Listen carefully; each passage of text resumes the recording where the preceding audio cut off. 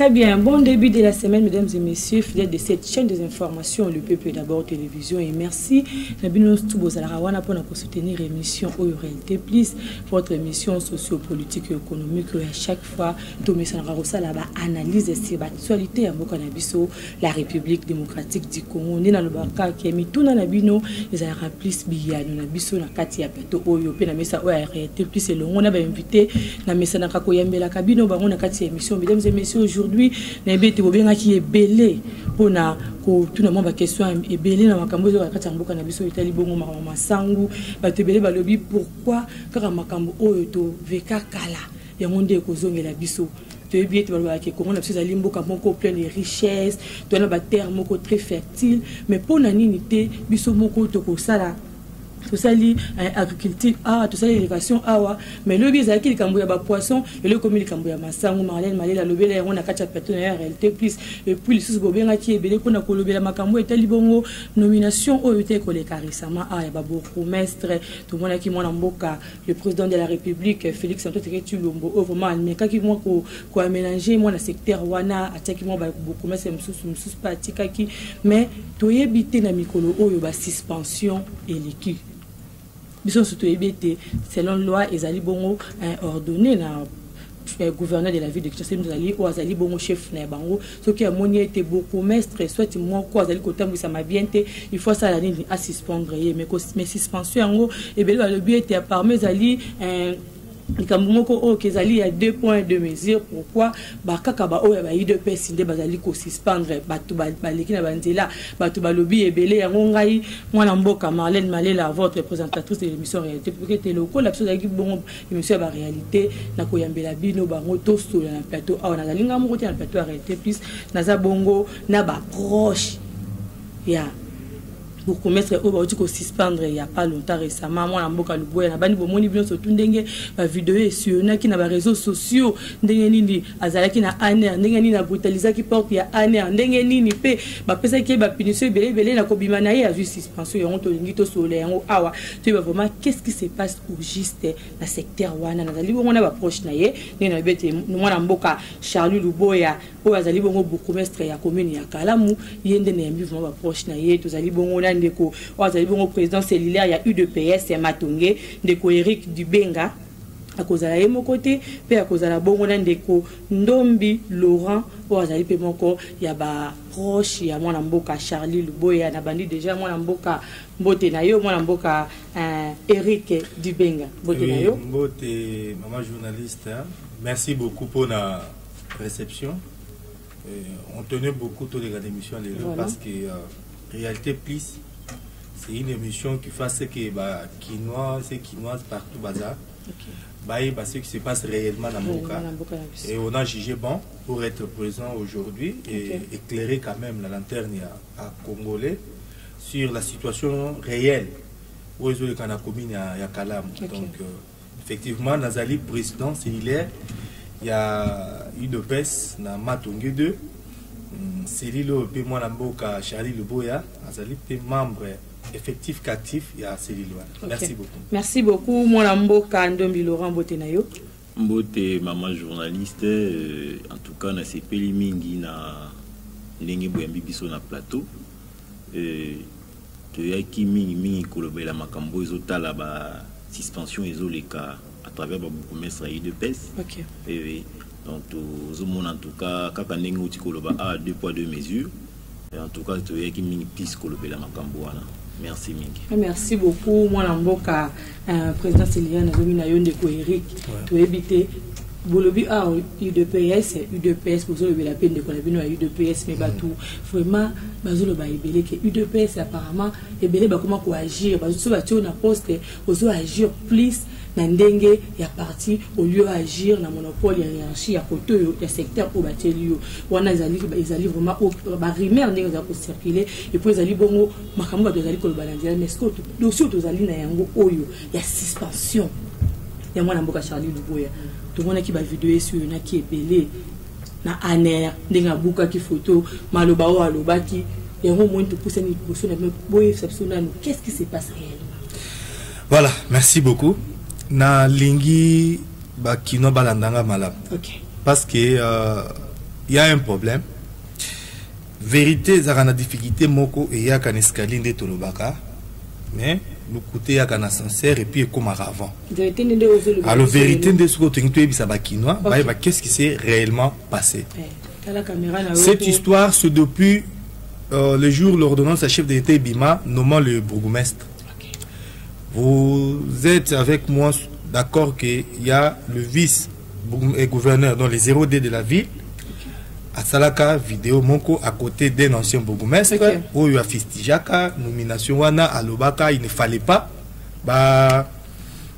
Nommé, il y avait des bourgmestres qui devaient rester, au moins donc, vidéo, on dit que à la base de tout. Il y a la base. Donc, déjà, Balaksara déjà mécontentement na bango depuis ce jour-là. Est-ce que tu as ceux qui régissent d'accord, on a propos. Toyoka ni boye okosonenge mususu. Te Congo za biso nyoso. Na liste ya 24 bourgmestres zaki na ba oyo il fallait batikala na ba oyo il fallait bakende. Na yebiko kutuna nga ba oyo yango leo na otanga ngo po elo na obanga za la malamu mingi yebisa biso ba bourgmestres. Oyo batikala leo na otanga bango bazaki 5 ou 6. Ezaki kadima o aza pembe na nga ay fallait tikala. Commune Kinshasa mama pepito fallait tikala. Monga fula fallait tikala. Limete fallait tikala. Gombe fallait tikala. Lemba fallait tikala bango na tangi no vérité yango wana. Mais to proposer que bango batikala bino na sengo so ya nini boke bolongo na batu wana. Na banza na préféré na katemission na mokosi wana. Non c'est bon. Merci. Vous avez compris ça fait mal, vous avez compris.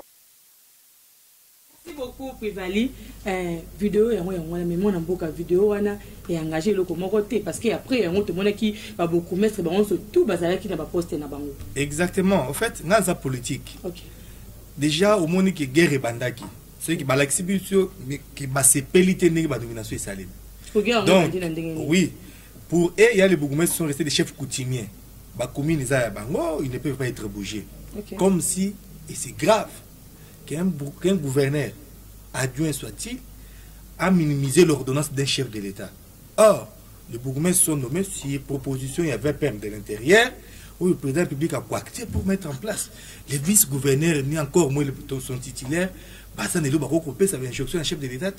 Il y a eu un moment donné, le gouverneur et la ville professeur Kishasa a nommé un bourgmestre, bien que fils Tijaka, il fait la constitution, mais il est cas qui mais parce que les bourgmestres doivent réellement être élus par les conseils communaux, où il y a élection, où il y a les matins, et le président de la République devrait prendre la main, s'il vous plaît, pour faire la nomination. Tout l'équipage.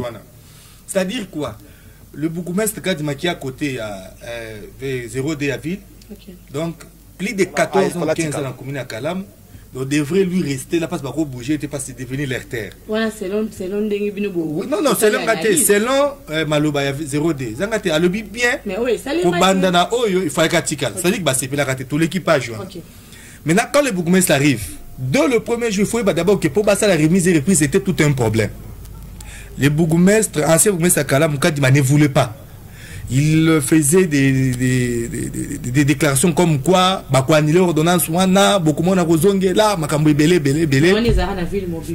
Oui, c'était ça. Et par après bourgmestre a continué en fonction. Par après quand il est entré en fonction, l'ancien bourgmestre est allé dans la structure moi Banakin. J'ai dit des choses dont je la maîtrise et je sais de quoi je parle. Arrivé là à lui na bango ba botoli biso biftek. Alors, mettons tout en œuvre pour que tout récupère.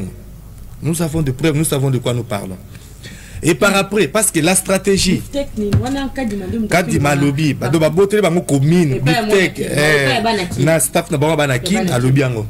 j'ai dit bien, alors maintenant quand les bourgmestres arrivent, la première des choses, la première stratégie, c'était de les empêcher à ne pas bien travailler. Et je vais vous montrer comment. Et la deuxième, c'est que réseau sur Kadima, l'ancien bourgmestre, et Tikala qui est en place. Kobanda Naneur. L'ANER, le vrai agent de l'ANER basé à Kotanga, au basé peut-être pas notification, outil plein en hiérarchie na bango. Mais le reste c'est ça va collabo. Ah oui, tu vois dit manque effectif, bah récupérer moi 2 3 4 petits, il y a bon PPRD mto ACP, bah kota na 4 système. Mais ACP est cassiko. Oui, bien sûr, mais kasi ba bourgmestre ba Tikala qui wana ba ils étaient obligés ba kota ACP, c'est connu de tous. Pour la bourgmestre Tikala, la condition était qu'il faut que mon ACP. Alors, quand ils sont arrivés sur place, réseau, nous personnellement, on a conçu na bourgmestre, donc voilà, il faut chercher à détruire ces réseaux. Réseau, ils ont une mission, ils ont à déstabiliser. Bon, parfois, il est trop bon, trop couillon, on a raison. Bon, lui a voulu être trop bon. En politique, parfois, il ne faut pas être trop bon. Non, laissez-les, c'est juste question de les gérer, de les faire comprendre que dans un ennemi, tu es épicier, et depuis lors, la guerre a commencé. La stratégie était de l'avoir et de les sanctionner. Maintenant, qu'est-ce qu'ils font? BBC circulaire, mon parle 01, il y a ville, à lobby, il est interdit à tous les bourgmestres de ni engager, ni permettre, encore moins faire un réaménagement technique. Cela veut dire, n'engue bazan bakoko bouger le côté. Et le quoi est occasionné chantage à l'agent. Parce qu'un agent sait bien qu'il ne sera ni permis, ni bouger, ni réamener, ni quoi. Voilà ce que c'est que beaucoup mettre rôle dans les amis. Avant de c'est dit oui. Qu'est-ce que cela veut dire? Donc, ba commune ETD, donc les entités territoriales décentralisées, automatiquement elles perdent le monopole dans la gestion parce qu'ils ont une autonomie de gestion. Donc, sur le plan administratif, ils ont leur autorité de tutelle qui est les 01 de la ville, donc les gouverneurs. Mais la gestion, il faut gérer parce que les bourgmestres, c'est les représentants numéro 1 chef de l'État dans la place bâtie dans la commune. Et voilà, il y a une décision qui tombe. Maintenant, qu'est-ce qui arrive? La bandeko Yakadima, sa grande sœur, ba nièce, ba neveu, au bazar na commune, ba tu as PPRD, au moni parti en opposition, mais ba membre ba na pouvoir. Non, j'ai dit bien bazar en haut. Nous avons tout, même les chefs, il y a division ministère intérieur. Là où tout agent qui est affecté dans la commune, il faut à la lister. Nous avons division, il y a intérieur à Ebine Bango. Les gens qui vont récupérer, ils vont vendre bandoli à l'art. Alors, raison les bandits Moussala Nango. Moussala Nango, Zakinini, chercher maintenant à torpiller gestion et ainsi de suite. Jusqu'à tel point que la grande sœur de Kadima a un département population. Et là où elle était, elle percevait l'argent. Or, poste qui percevait en Mongo, ils ont poste réservé à matriculé, jamais NI. Chef, il y a syndicat, il y a commune. Non. Normalement, sous l'ancien bourgmestre, on ne pouvait pas parler parce que c'est sa sœur. Mais logique des choses, NI a été pour percevoir l'argent de l'État, n'a poste où il y a Zali. Oui, voilà, il faut pour ça quelque chose. Voilà, président et syndicat. Est-ce que ça a bon? Oui. Bengi quelques gens pour vérifier effectivement le texte des années. Le bourgmestre a appelé la dame pour lui dire que non, voilà, au regard de ça et ça, il n'y a pas moyen que Ouassime fonction. Tu peux aller à côté. Vanda Nayo, ça n'a pas poste nom sous, mais comme ils ont réservé, n'a pas matriculé, j'ai réclamé, tu ne peux pas le faire. C'est clair, c'est passé. Non, ce qu'on a Vanda qui bon remplacer qui. Non, à Vanda qui c'est-à-dire que balongo les cas na poste toi na bâti na poste musu. Poste on a remplacé qui. Kaka agent mongo na commune na waza matriculé na kati biwana azongeli wana. Bougmestre azu mutu alibanda te. OK. La serre est allée, balambelo on a azongeli bougmestre. C'est presque 3 ou 4 jours après. Elle est venue faire du désordre, j'espère ma vidéo musu na côté de la bino, je sais pas si je voulais envoyer, peut-être on n'avait pas eu le temps de tout mettre batbala ndelango. OK. Elle est venue semaine des ordres terribles dans le bureau bourgmestre. Ayap là na moi, azo beta ma beaucoup na bureau bourgmestre. Abima wa ya ko na ko la ki ça ye bakuta kabiso. Non, il y a des vidéos. On a des vidéos, on a des images. Ceux qui ont vérifié, ceux qui étaient, je vais vous envoyer ça. Ba bandi ba désordre na bureau bourgmestre. Ces jours-là, c'est un espèce d'attaque qui mon konzi. Aboya pe koloba. Avant dans le bureau na enya asala tapage et l'appeler mon téléphone. Na naza awa nazolo ba na ya zolandangai. C'était terrible. On a des images. Oui. Elle a fait Babylone. Comme c'était déjà préparé. On dit Pierre Jean ça autour de Bandara depuis. Il fallait qu'Abima réagir. Lui s'est réservé dans son bureau. À cette page, il s'est mis ce bateau, soi-disant, il y a un air. Je ne dis pas les vrais agents de l'ANER. J'ai dit les collabos. Ils étaient déjà dans la mission qu'on filmait. Il n'est pas sorti. La dame est repartie. Soudain, il y a un document qui vient de l'hôtel de ville. Comme quoi, non. Bourgmestre violé circulaire, il y a 01 ou alba qui peut engager de permettre, il faut réhabiliter la dame dans ses droits. Ah, Bourgmestre a levé, mais c'est pas normal. À ça, il peut Moukanda répondre à l'autorité, non, non, na longo liete, à ça qu'on a moussane, on a bengani été. Mais place d'avant, ça aussi c'est un réaménagement technique. Ah, maintenant, c'est comme il y a guerre. comme c'est la sœur à Kadima des affinités na ba 01 ya ville baza ba mouvement moko parti politique moko baza ensemble communication qui vous mettre na commune bo Kadima mi rapport kuna ba tie lobbying ba pression vous mettre ba nous ba singa na ba conseil ko benga ko rika oui je vous dis donc le bourgmestre était mêlé alors bourgmestre c'est pas bien non là j'ai mes droits na ko bouger te tellement pe na ba droit na bi cette dame là ko zonga te comme mi a chantage parce qu'à promettre que bourgmestre kene na ko zonga lo ko mona na la ça au moins ça peut à rozonga te pour na longole pe musala te maintenant dans la place amalgame ça l'arrêté à ministre il y avait pas mes fonctions publiques oezo pe qui ça engagé ba nouvelle unité des places hôtel de ville azo yibé la stratégie moko mais avec des idées ou des intentions cachées où ils ont accompli va travailler comme quoi suivant la lettre ou l'arrêté il y avait pas mes fonctions publiques interdire engagement et ba nouvelle unité mais c'est clair le VPM la fonction publique a qui cet engagement parce que bah ça déjà engagé il faut passer une base à mécaniser bah il y a des gens qui doivent aller en retraite il y a un monde à qui si bah engagé dans une nouvelle unité ça n'a rien à voir dans la gestion en commune ça n'a rien à voir dans réaménagement technique parce que ce qu'on a retour nulle part on a parlé de réaménagement technique ça n'a rien à voir dans la permutation ça n'a rien à voir dans parce que dans la commune comme le bourgmestre gère la commune seule il peut faire appel l'abattoir tandis qu'il y a des postes où il y a des endroits où on a monnaie ba vie des allées il peut prendre des gens qui lui-même va prendre l'engagement à ko futara na ndenge na ye ça ne dépend pas ni de l'hôtel de ville encore moins du gouvernement central donc on va s'aller amalgame pour lier leurs décisions n'arrêter à VPM intérieur mais nous savons bien que l'idée ou l'intention derrière la chose c'est d'empêcher mais ça n'est pas poser les actes pour que raison na bangwana nyonso bangaja qui batika atika là maintenant des places guerre et bandit da tant bougmen ça téléméli décision il y a côté de ville il y a kosenga bazou ça la dame il a le droit à affronter bango mais pourquoi pas à saisir qui n'a nous ministère provincial intérieur non il a écrit il y a une lettre ou à senga qui bango que c'est l'homme elle peut pas être là depuis qu'il a répondu qui bango va réagir bon va comprendre qu'il était dans ses droits il avait raison mais bali là qui est dedans faut que le bango la guerre a continué tout côté makambi va marcher. Ça va marcher, qu'est-ce qu'il y a? Pour ça, on a banane. Tout ça, on a l'école, tout kita. Pour ça, on a comprendre. Par rapport à l'image de tout le monde qui bakangi na aner, pourquoi comme qui na aner, et là on y met maquillé kuna, et puis pourquoi la vidéo en se tourne beau, et là on y peut ça qui a qui de brutaliser bureau ya aner. Voilà, merci. J'allais arriver aussi par là, mais le roi a une question qui n'a pas l'endroit malade. Il y a un résaboy. Il y a un garçon du nom de Prince. Moi, là, mon ballon a outil na ministère intérieur à Outa. On a Batinda est affecté dans la commune comme NI. La commune, quand il est arrivé, il a été affecté dans le département de communication. Voilà, c'est comme ça. Parce que même chef, il y a agent, il y a commune, à Zaka Sirpi, il y a un agent en air. Il était Sirpi. Soit le garçon n'est pas de la nerf. Maintenant, le garçon. Je sais par quelle magie à se retrouver comme agent Yanner. Mais c'est leur collabo. Maintenant, les garçons avaient pour mission tout ce que le bourgmestre fait pour amener chez Kadima. Et qu'à partir de là, bazo sala la bonne à Bango, maintenant pour chercher à ternir l'image à bourgmestre. Je vais vous donner une information encore. Quand on a place, on a pour acheter le Cambouis, qu'est-ce qui se passe? Un jour, pour moi, on a un problème.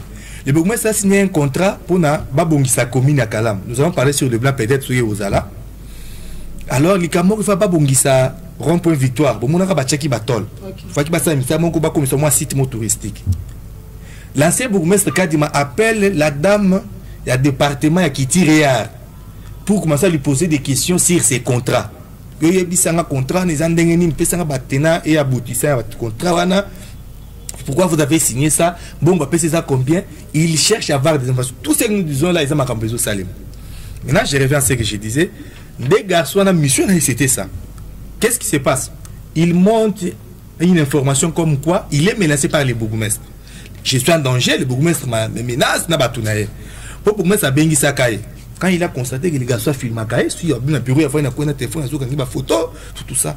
On a alerté les bourgmestres. Il lui a appelé. À une question à Wangan. Habite-toi, tu es qui ici? Oh non, je suis un agent de l'ANER. ANER, tu as ton affectation? Oui. Apporte-moi l'affectation.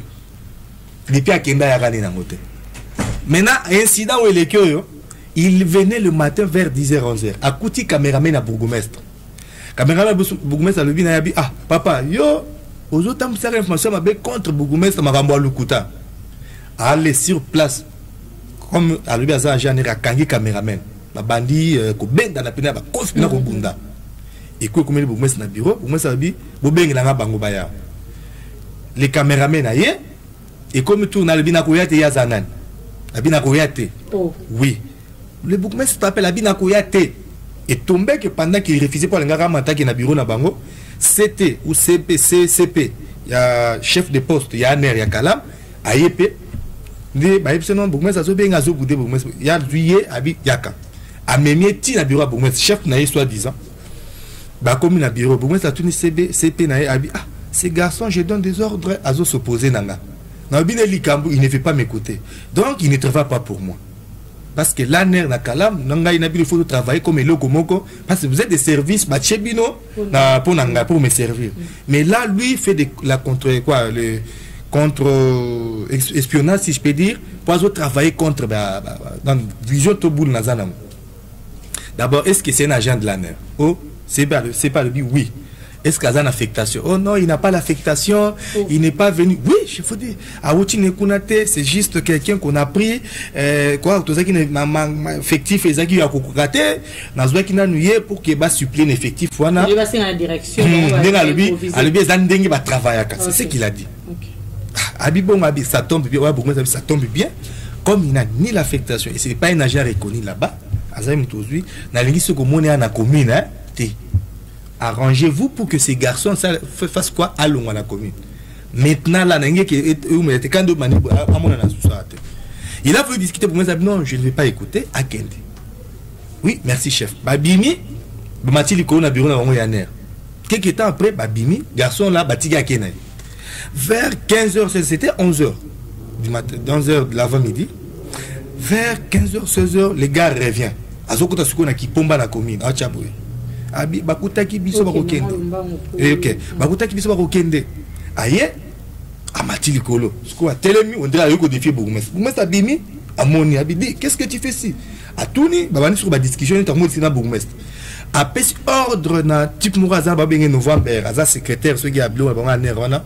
Alors mais j'avais dit que ces garçons à Longwa. Ah, novembre non non tu n'as pas le droit de les faire de les chasser d'ici. Abi ah bon.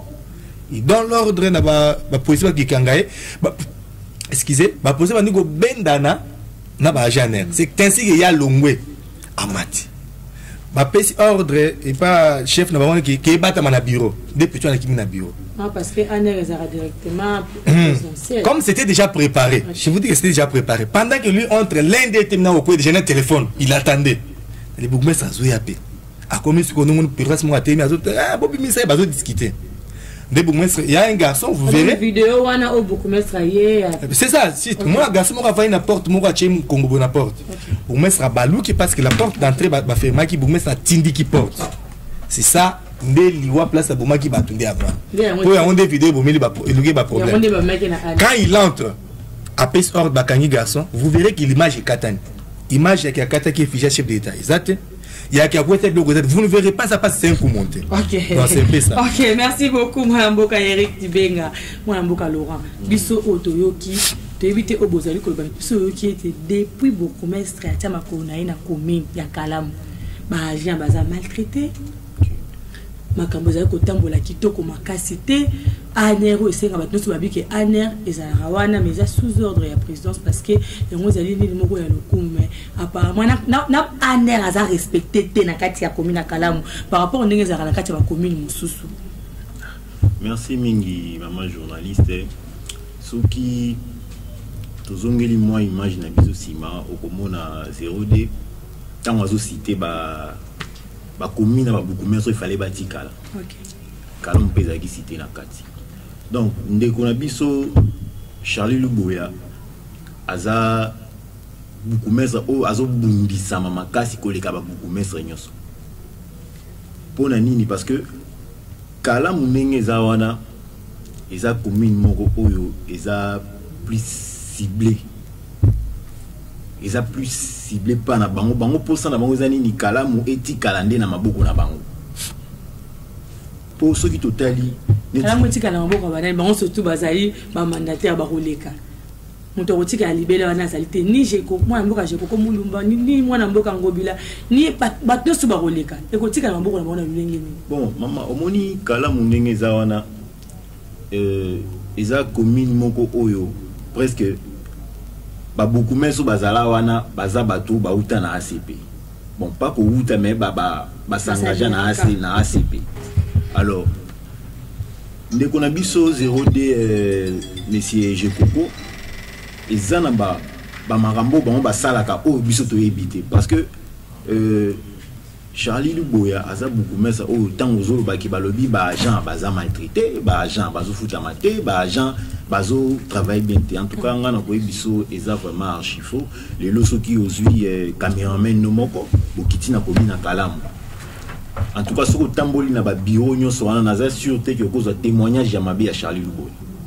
cause témoignage ya mabe te ba ja ba tamboli na hôtel de ville na mona ba na hôtel de ville bazo réclamer ba administrateur nyonso tout permettez comment il faut qu'on règle hein? Pardon administrateur nyonso tout oui je voulais Kamwana ça fait partie à manigance au bazo monter tout celui oyo mona réclamant nombre bateau mona bango na hôtel de ville c'est pas le nombre d'agents bo dans la commune à Kalam non ouais les effectifs ya ba kuti ke bentena bango za menacé ba de wana zomona excusez-moi ba vie privée ba toko kotate ba misusu baza ba relation moko intime na ba autorité bazaki na commune wana Kalam alors il y avait des rubriques na ba mbongo baza komisa na ba wenze na ba mbongo ya wenze na ba tiba kabola ceux qui mbongo bimi na marché par exemple 500 000 600 000 mbongo ya miliki ya mokonzi zali mbongo ya miliki ya bambwana ye mbongo ya kokata suki mbongo ya basi na ye transport ya bana na classe tout c'était calculé mais quand Luboya est arrivé pour vous renseigner allez pas comptable les comptables vous diraient que c'est pour la première fois depuis bazana ba mona na commune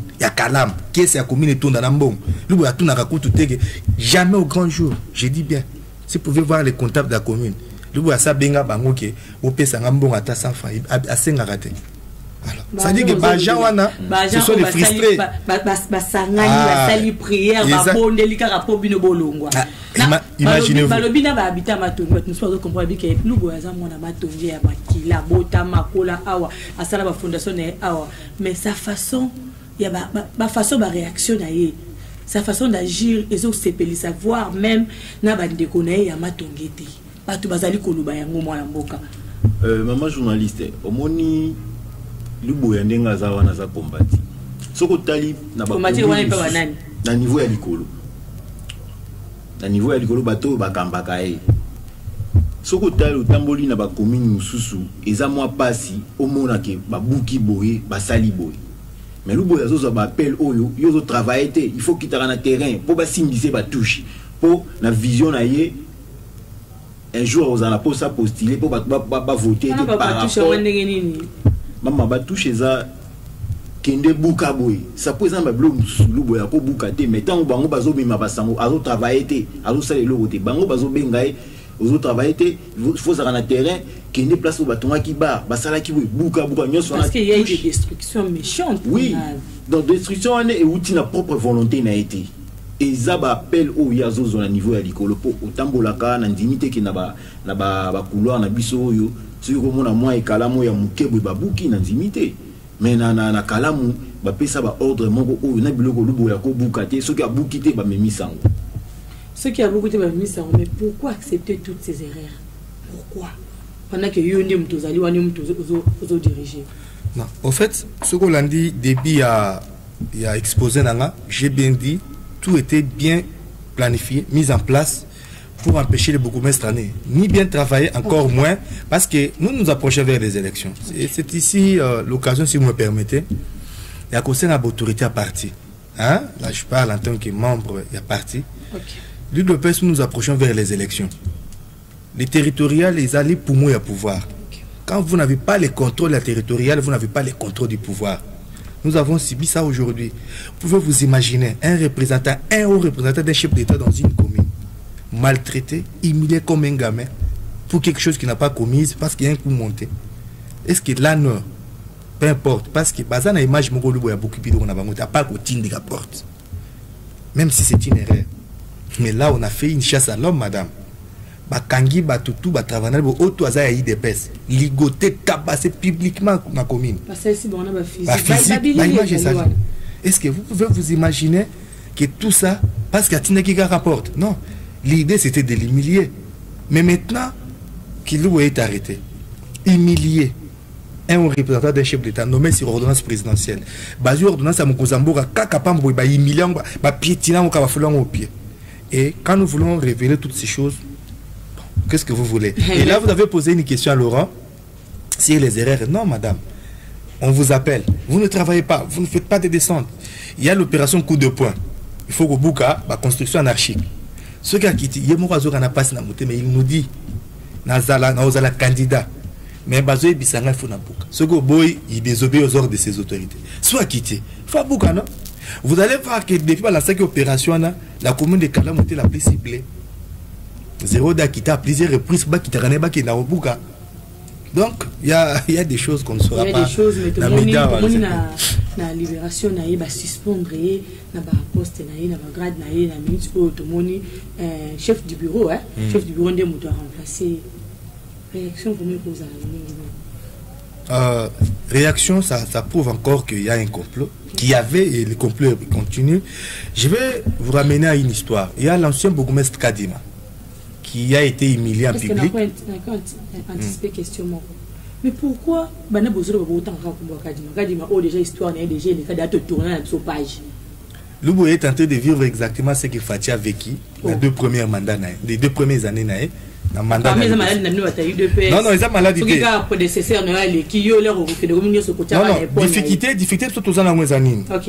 nous nous sommes tellement dans la vérité que parfois j'ai compris que la politique au Congo, il faut être dans les mensonges.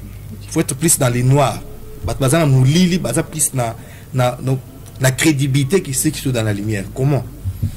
Quand le président fait expliquer, non, voilà, peut-être ça, c'est autre histoire. Je reviens à Luboya. Luboya a vécu exactement ce que le président Fatia a vécu. Parce que son prédécesseur ne voulait d'abord pas Kolongwa. Vous avez vu les images. Comment est-ce qu'il fallait qu'à Tikala? Comme si commune à Kalam, ça c'est un de deux. À Prométhée qui est déjà, je vous ai expliqué. Et c'est ce que Luboya est en train de subir. Maintenant, la suspension. L'ancien bourgmestre a été humilié en public, linga et ligota et bakenda na kacho na dossier on a parqué. À l'époque bourgmestre à Kalam à Kota Makala sala une semaine. Les rabima, il avait pas eu de suspension. Automatiquement il est rentré, il a repris ses fonctions. Là, il n'y avait pas une action disciplinaire, là il n'y avait rien. Mais quand c'est Luboya, il y a eu des démêlés avec l'ANER, l'ANER lui relâche, maintenant la suspension tombe. Maintenant, qu'est-ce qu'on évoque dans cette... C'est là où tout le monde a un acharnement politique. Pourquoi? Kalam est un miroir à Kinshasa. C'est une commune mère. C'est une commune très stratégique sur le plan politique. Pendant qu'il y a des personnes qui nos adversaires politiques comprennent qu'il ne faut pas contrôler la ville à Kinshasa. Mais apparemment, la suspension, parce qu'il est demandé à l'autorité de la ville, si à Monique, non, pour que ça évolue bien, il faut suspendre, peut-être temps sous Azon, ça y est, même, pour qu'il y ait quelque chose, et temps sous Azon, on a capacité là. Moi, on a beaucoup Laurent. Mais suspension, il y a des colibos, apparemment, mon boulot est ma casse, tout le monde va marche, tout le monde va sitting et belé, dans le niveau de la commune, pourquoi tout ceci? Maman journaliste, en tout cas merci. Et le Konangoloba, ceux qui n'ont pas bandé Koloba, ils travaillent, mais il fallait suspension. Mais pour nani na moment na suspension ya quitté. Mais quand attend quand moi li kambuya aner oui peut il kambuya aner ezali kamo ba vérifier yangote. Donc bo sambisi mutu likolo lobi nango bo pestunga na demande bozo senga demande d'explication mais azana kati ya kasho. A ça la demande d'explication d'engeni. Et par rapport au bimi si selon va propos que nos soko bimi kokende na triomphe kendo pema lobi nango soit lobi kuna ne o banda musala. Donc tant bazo lo ba bongo kuna bazo préparer ba kabal na bango. OK. Bino misi mutabima pe malobi banda musala mais lobi nango ba ya ko pema po abanda ilands mais bino misi mbala moko suspension. Maintenant est-ce que suspension pour bimi sur base de quoi? Sur base de quoi? Pour nous il faut beaucoup de si je comprends mieux, et la suspension déjà remplacer déjà donc et cause à indéterminé. Oui, bien sûr. Dans notre document, il n'y a pas une durée, lobby. jusqu'à ce qu'il aussi ça va problème dans un air. C'est ce qu'ils ont dit dans ces problème ni ça je de la ministère de nous dire quel est le problème. Alors balobi ndengwa na mukana, et vous devez aussi savoir que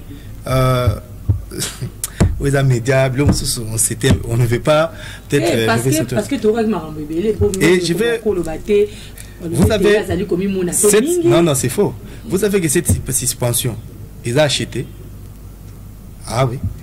Vous savez, il y a des audios que je vous ai envoyés, vous aurez peut-être le temps de les suivre. Je ne saurais pas citer les noms de gens ici pour ne pas les exposer. Jusqu'à là, on n'a pas les contrôles de la commune. Bah, suspendre mon compte. La logique des choses, si la suspension est que à se justifier, il faut qu'on rétablir rien, non? Mais qu'est-ce qui fait que celui qui est en place a ça la fête? Parce que c'est une suspension. Ils doivent suspendre. Comme il n'a pas un adjoint, automatiquement, c'est le chef de bureau qui assume l'intérim. C'est nous la logique. Bon, le chef de bureau fait ça, il y a ni. Parce que n'est pas nommé, c'est pour n'a commis d'Abougomestre. C'est clair. Vous savez certaines choses en politique. Etienne Aïbsa Bissoboé. Si vous ne comprenez plus rien, faites même la lecture il y a signe de temps. Quand vous regardez Kabassine, vous sentez que c'était déjà un coup préparé parce que Bossepé l'indéngénine. Il y a ça sanctionné. Bah, le but à se justifier sur bah fait au bazo reprocher dans l'autorité. Ce que fait il y a CB et ça y a nini bah prière. Moi je comprends pas. Bah faire on nini. C'est l'un de moi expliquer au but des qui moi tirer même mon ya caméraman na agent wana collaborer agent qui a ça collaborer mais ndenge ba fini ngo cause c'est que bandeka banaka ba attaque na aner non même pas ba kotikala oiki ba miso diomoko ba lobi lu ya lobi que il y a lobi mana chef de l'état ba la raso qui basi excusez-moi les termes basi c'est comme chef de l'état voilà ça autorité je retire ça ce sont des choses là très pas tout qui pas tout qui pas comment même si il a un problème dans sa tête comment il peut prendre son temps pour raconter de telles bêtises attends ça fou avant les gars moi chef d'état non Baza pe na image na ngote, baza na audio na ngote, ezate. La seule chose que je sais, ils vont vous ramener na image moko yokaka lobaka que les baluba sont pouvoir. Oui bien le kwana. C'était quelque chose à Salakango à l'époque les autos aux postes ba bingisa ki na kati ya structure na bango ya ba grand Kasai akenda comme moi na bango comme ka rang mutazo arranger full. Il fallait quand même du discours pour motiver ses frères. Mais on l'a récupéré, là on a contexte pour sa manipulation. En dehors de cette image, il n'y a rien d'autre parce que nous on a juste monté un coup et voilà. On a juste monté un coup, il n'y a rien d'autre. On dit bolobi wana mwana mboka Eric et pour mwana mboka Laurent, mais tout le banol kambo peke parce que Luboya na kalamu alaka na mission. Elle a une mission pour à travailler comme étant bourgmestre. Tu es bureau de bourgmestre. 100 jours de G, les gars. Ceux qui beaucoup il dit plus beau à pouvoir à ça là déjà. Qu'est-ce que le boulot a fait? Maman journaliste, en tout cas question on a peneza malamu mingi. Les loso qui oyena commune, au moment qui commune ils ont un changement. Commune wana à l'époque ils avaient un garage. Donc ils allaient parking mutu à cause de mutu kanae aiko bongisa on a kati ya commune. Mutu azana mituka 10 ayebi o iza parking nanga privé o il faut mituka la rawana. Mais le soko ki na commune ya Kalamu même ata na musika okoka ngape photo le bina zana Dubaï. Pour lumière o ezo pila na commune ya Kalamu en tout cas na invité parce que bloc wana na za sûreté na ba dépense wana ekoka ko montant mombo oyo lubo ya sali. Les lots communes, tous à la Tovandi Boé, mais moi, na benga, Bobtinelanga, Tela Bengelanga, maman journaliste, a un bureau nanga. Non, commune et commis, tous au benga na téléphone. Ils ont un bureau na yo, on a bengio, yaka na zana bureau nanga, tout coûte na tout seul. À l'aide de quoi? Bon, ils ont un fixe. Un téléphone fixe, où ils ont presque un bureau, il y a un agent tout bas na commune. Et ce que tu as dit, les lots qui même dans le bureau, comptable, on a. Okoyoka jamais ceux qui montent à l'objet qu'il y a mal payé à l'objet qu'il n'y a pas boué n'y a pas kalana lelo différence c'est ma casse maman babi copé ça reste na coupé marama kité aux autres mbolais soutenir surtout babi bureau à lubo ande comment yango ni sauter zora ba ils aura ba taxe ni surtout ba taxe précaire taxe d'environ taxe ni surtout yango ne lubo bureau ne m'intéresse encore de masse c'est pourquoi cette émission valait la peine ba kongo ba yo kambiso malamu. Aussi au Monawapi, un bourgmestre na bureau il est ni empêché ni en voyage. Un chef de bureau qui signe des documents na combo il engage la commune. Bourgmestre suspendité quand dans la fonction des chefs de bureau. Il y avait des documents qu'il traitait lui-même à partir de son bureau, il engageait la commune. Comme bref, le chef de bureau a dans lettre à blâme, non? Oui, ou hôtel de ville, pas ministre professeur de l'intérieur ou blâmer qui est pour ses actes. Moi là pour ne pas sanctionner qui était. Vous aussi les sanctionner. Mais à l'ouest, sanction, même pas blâme. C'est pourquoi nous avons parlé de respect, non-respect à procédure. Parce que quand quelqu'un a commis une bêtise, comme quoi, à ça, ceux qui demande d'explication, il est à l'année, tout expliquer, n'est pas un décolorant. Vous demandez une demande d'explication, Moutaza na Kachouaner, Kobi Mabimi, directement vous les sanctionnez. Maintenant, dans les Cambolobi à Bachan. Aujourd'hui, ce qui est s'est renseigné, ne vous renseignez pas par les agents de PPRD ou Bazana communication. Vous n'aurez pas une vérité. Parce qu'ils sont dans la logique. Comment Bako sanctionner Bourgmestre? Il est suspendu. Il peut revenir dans 2 semaines, dans 3 semaines, dans 1 mois. Parce que vous savez que la cabale, pardon, et qu'il faut zonga, à Kene Libela, vous montez une stratégie pour bandir ça la fête. C'est parce que c'est un plan. Tous les agents de la commune, aujourd'hui, double transport dans le journalier. Allez vous renseigner. Transport est long. Moi, c'est pas 3 000, attends, 4 000, 6 000, 7 000, le transport. L'autre, vous tout expliquer, le bon a installé le système, il n'y a pas de téléphone fixe, dans le bureau, tu n'as plus besoin d'aller te déplacer pour chercher quelqu'un. À partir de là, tu prends un composé, ça c'est le boya. La commune de Kalam, ils ont poubelle. Ba restaurant, il y a Bakuluna, Bandaka, Bachege, le boy est venu, il a tout nettoyé, a mis la commune, et le commune est moi sous Okuta, quand même, tu sens qu'il y a des gens ici. La deuxième des choses, nous avons déjà un contrat, n'a pas de OVD. Ces contrats devraient permettre à ce que OVD azwa local moko na commune mais abanda ko aider na commune na Kalam pour l'évacuation ba immondis parce que la commune n'a pas assez de moyens. La rétrocession qui devrait venir dans l'hôtel de ville vers la commune depuis au moins ça biso ya 01 à Kata natanga ba moins ça kala 10 000 à chaque fin du mois mais depuis ba ya biso baya c'est quoi ya Kata 10 000 ya kana société. Oui mais on a yakine bopeto ya kana société je vous dis ya ka société depuis ba biso baya c'est comme moi il faut pas se démêler na ba mikeo bazana na ba moe ba wenze hein ba titre précaire je vous informe c'est faux ba peki ça ba on va couper ça titre précaire par l'hôtel de ville maintenant marabo ba titre précaire bazoloba au moins cop ça les années autant oyo kotia vérité c'est ce que j'ai dit non tout ça au moins ba bazo ça la scocha salon il y aura des dossiers qu'on va monter contre nous pendant tout ce temps je vous assure il y en a déjà en cours. Qu'est-ce qui se passe? Quand vous arrive, il y a un monsieur qui est dans l'habitat. Zambalola. On va s'organiser un jour, on viendra avec des documents ici. Ou au moment où je vous parle, beaucoup moins ça sera descente, mais on va pas s'imaginer. Il dit ça quelque part, il trouve une dame qui est venue se justifier. Un certain Shoga. Hein? Chef, il y a département habitat. Azwa babonga bato pas besoin de titre précaire avant un mbongwana, beaucoup sera habité. Maintenant, comment on va les octroyer à titre précaire parce que c'est interdit? Il y a Zimbongo, avant de là, d'abord, ça vient à tout, réponse est simple. Marambouane est alioté, Yokota Marambouane est Yovanda, c'est là où il faut bailler là. Vous savez, il y a des réalités, Moussoussou.